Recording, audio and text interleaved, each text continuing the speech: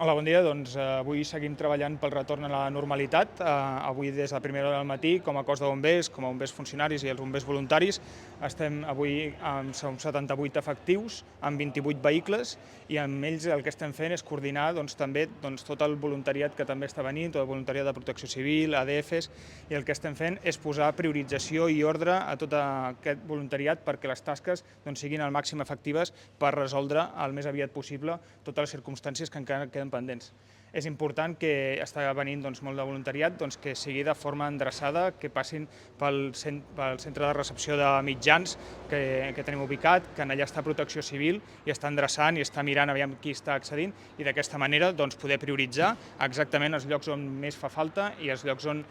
podem ser més efectius tots en conjunt.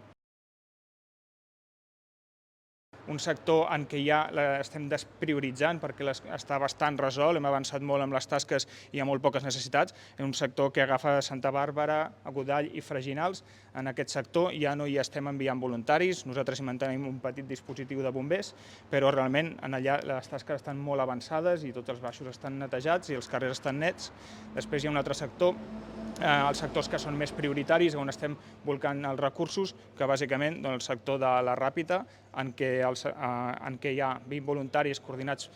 per 6 dotacions de bombers, el sector d'Alcanar, on hi ha 45 voluntaris i també estan coordinats per 6 dotacions de bombers, i ara, a més, obrirem un nou sector, que és el sector d'Amposta, perquè a Amposta, a tota la zona dels arrossars, hi havia disseminats de cases, masies aïllades, que ara al baixar l'aigua podem accedir a veure quin és el seu estat i també ajudar en tots els desperfectes que hi hagi hagut. En aquest lloc enviarem, ara hi estem enviant, encara no està obert, però que obrim aquest sector amb 4 dotacions de bombers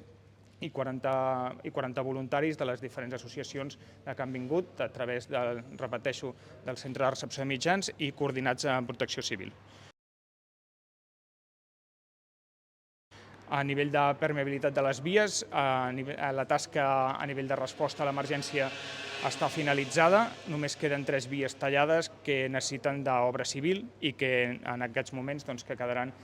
pendents d'arreglar. Les hem dit diverses vegades, la Nacional 340A per l'afectació estructural a un pont, la C12, la Charlie 12, que té problemes molt greus,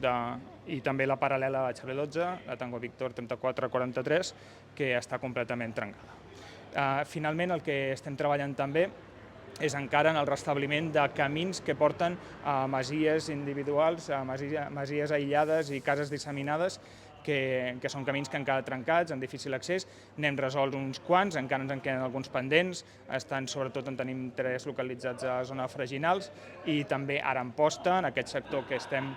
obrint, també sabem que allà hi ha diverses masies aïllades que és molt probable que tinguin els camins afectats. Llavors estem treballant també amb molta maquinària pesada, estan ubicades tota la maquinària en aquests sectors prioritaris que us estem comentant, i amb aquesta maquinària anem arreglant, coordinant que es vagin arreglant aquests camins com perquè aquestes masies no quedin aïllades.